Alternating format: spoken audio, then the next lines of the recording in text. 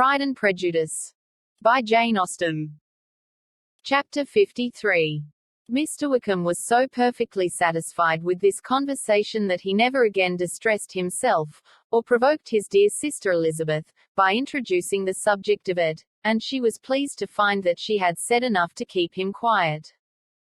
The day of his and Lydia's departure soon came, and Mrs. Bennet was forced to submit to a separation, which, as her husband by no means entered into her scheme of their all going to Newcastle, was likely to continue at least a 12-month. "Oh, my dear Lydia," she cried, "when shall we meet again?" "Oh, Lord, I don't know, not these 2 or 3 years, perhaps. Write to me very often, my dear. As often as I can. But you know married women have never much time for writing. My sisters may write to me. They will have nothing else to do." Mr. Wickham's adieus were much more affectionate than his wife's. He smiled, looked handsome, and said many pretty things. "He is as fine a fellow," said Mr. Bennet, as soon as they were out of the house, "as ever I saw. He simpers, and smirks, and makes love to us all. I am prodigiously proud of him. I defy even Sir William Lucas himself to produce a more valuable son-in-law." The loss of her daughter made Mrs. Bennet very dull for several days. "I often think," said she, "that there is nothing so bad as parting with one's friends. One seems so forlorn without them. This is the consequence, you see, madam, of marrying a daughter," said Elizabeth. "It must make you better satisfied that your other 4 are single." "It is no such thing. Lydia does not leave me because she is married, but only because her husband's regiment happens to be so far off. If that had been nearer, she would not have gone so soon." But the spiritless condition which this event threw her into was shortly relieved, and her mind opened again to the agitation of hope, by an article of news which then began to be in circulation. The housekeeper at Netherfield had received orders to prepare for the arrival of her master, who was coming down in a day or 2, to shoot there for several weeks. Mrs. Bennet was quite in the fidgets. She looked at Jane, and smiled and shook her head by turns. "Well, well, and so Mr. Bingley is coming down, sister," for Mrs. Phillips first brought her the news. "Well, so much the better. Not that I care about it, though. He is nothing to us, you know, and I am sure I never want to see him again. But, however, he is very welcome to come to Netherfield, if he likes it. And who knows what may happen? But that is nothing to us. You know, sister, we agreed long ago never to mention a word about it. And so, is it quite certain he is coming?" "You may depend on it," replied the other, "for Mrs. Nichols was in Meryton last night. I saw her passing by, and went out myself on purpose to know the truth of it, and she told me that it was certain true. He comes down on Thursday at the latest, very likely on Wednesday. She was going to the butcher's, she told me, on purpose to order in some meat on Wednesday, and she has got 3 couple of ducks just fit to be killed." Miss Bennet had not been able to hear of his coming without changing colour. It was many months since she had mentioned his name to Elizabeth, but now, as soon as they were alone together, she said, "I saw you look at me today, Lizzie, when my aunt told us of the present report, and I know I appeared distressed. But don't imagine it was from any silly cause. I was only confused for the moment, because I felt that I should be looked at. I do assure you that the news does not affect me either with pleasure or pain. I am glad of one thing, that he comes alone, because we shall see the less of him. Not that I am afraid of myself, but I dread other people's remarks." Elizabeth did not know what to make of it. Had she not seen him in Derbyshire, she might have supposed him capable of coming there with no other view than what was acknowledged. But she still thought him partial to Jane, and she wavered as to the greater probability of his coming there with his friend's permission, or being bold enough to come without it. Yet it is hard, she sometimes thought, that this poor man cannot come to a house which he has legally hired, without raising all this speculation. "I will leave him to himself. In spite of what her sister declared, and really believed to be her feelings in the expectation of his arrival, Elizabeth could easily perceive that her spirits were affected by it. They were more disturbed, more unequal, than she had often seen them. The subject which had been so warmly canvassed between their parents, about a 12-month ago, was now brought forward again. "As soon as ever Mr. Bingley comes, my dear," said Mrs. Bennet, "you will wait on him, of course." "No, no. You forced me into visiting him last year, and promised, if I went to see him, he should marry one of my daughters. But it ended in nothing, and I will not be sent on a fool's errand again." His wife represented to him how absolutely necessary such an attention would be from all the neighbouring gentlemen, on his returning to Netherfield. "Teas and etiquette I despise," said he. "If he wants our society, let him seek it. He knows where we live. I will not spend my hours in running after my neighbours every time they go away and come back again. Well, all I know is, that it will be abominably rude if you do not wait on him. But, however, that shan't prevent my asking him to dine here. I am determined. We must have Mrs. Long and the Gouldings soon. That will make 13 with ourselves, so there will be just room at table for him." Consoled by this resolution, she was the better able to bear her husband's incivility, though it was very mortifying to know that her neighbours might all see Mr. Bingley, in consequence of it, before they did. As the day of his arrival drew near, "I begin to be sorry that he comes at all," said Jane to her sister. "It would be nothing, I could see him with perfect indifference, but I can hardly bear to hear it thus perpetually talked of. My mother means well, but she does not know, no one can know, how much I suffer from what she says. Happy shall I be, when his stay at Netherfield is over." "I wish I could say anything to comfort you," replied Elizabeth, "but it is wholly out of my power. You must feel it, and the usual satisfaction of preaching patience to a sufferer is denied me, because you have always so much." Mr. Bingley arrived. Mrs. Bennet, through the assistance of servants, contrived to have the earliest tidings of it, that the period of anxiety and fretfulness on her side might be as long as it could. She counted the days that must intervene before their invitation could be sent, hopeless of seeing him before. But on the third morning after his arrival in Hertfordshire, she saw him, from her dressing-room window, enter the paddock and ride towards the house. Her daughters were eagerly called to partake of her joy.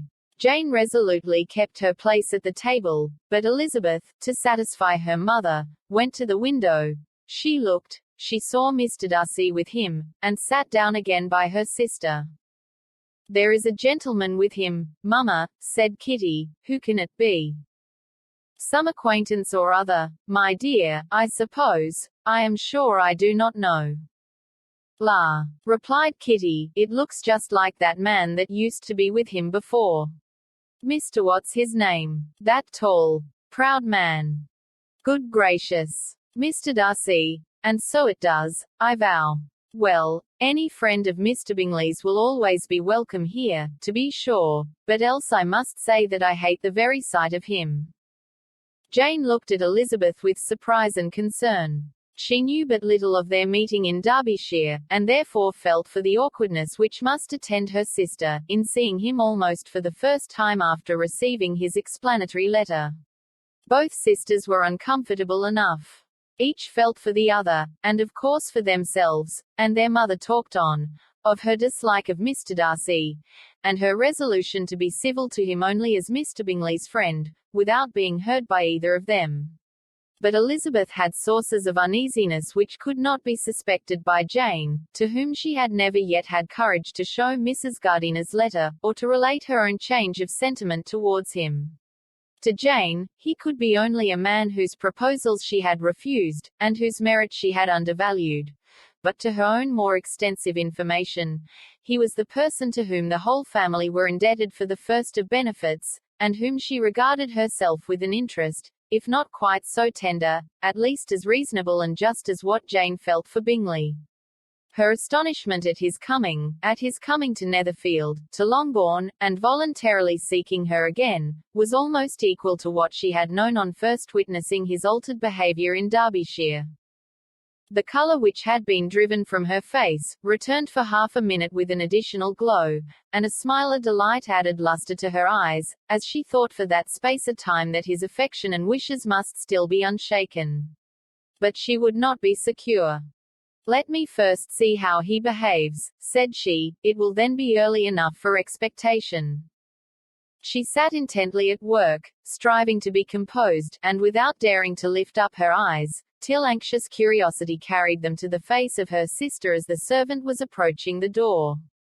Jane looked a little paler than usual, but more sedate than Elizabeth had expected. On the gentleman's appearing, her colour increased, yet she received them with tolerable ease, and with a propriety of behaviour equally free from any symptom of resentment or any unnecessary complaisance. Elizabeth said as little to either as civility would allow, and sat down again to her work, with an eagerness which it did not often command. She had ventured only one glance at Darcy. He looked serious, as usual, and, she thought, more as he had been used to look in Hertfordshire, than as she had seen him at Pemberley. But, perhaps he could not in her mother's presence be what he was before her uncle and aunt. It was a painful, but not an improbable, conjecture. Bingley, she had likewise seen for an instant, and in that short period saw him looking both pleased and embarrassed. He was received by Mrs. Bennet with a degree of civility which made her two daughters ashamed, especially when contrasted with the cold and ceremonious politeness of her curtsy and address to his friend.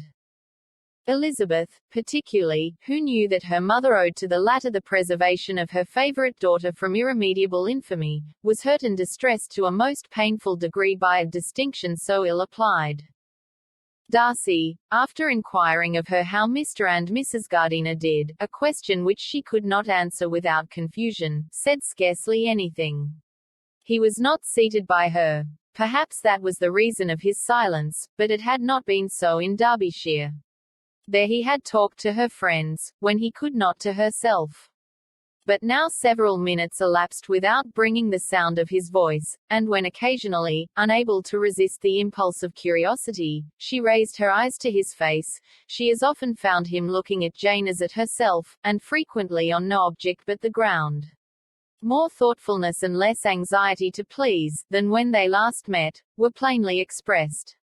She was disappointed, and angry with herself for being so. "Could I expect it to be otherwise?"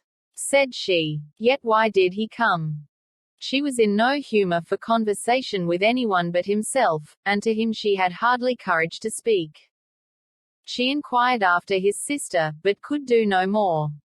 "It is a long time, Mr. Bingley, since you went away," said Mrs. Bennet. He readily agreed to it. "I began to be afraid you would never come back again. People did say you meant to quit the place entirely at Michaelmas, but, however, I hope it is not true. A great many changes have happened in the neighbourhood, since you went away. Miss Lucas is married and settled. And one of my own daughters. I suppose you have heard of it. Indeed, you must have seen it in the papers. It was in the Times and the Courier, I know, though it was not put in as it ought to be. It was only said, lately, George Wickham, Esq. to Miss Lydia Bennet, without there being a syllable said of her father, or the place where she lived, or anything. It was my brother Gardiner's drawing up too, and I wonder how he came to make such an awkward business of it. Did you see it?" Bingley replied that he did, and made his congratulations.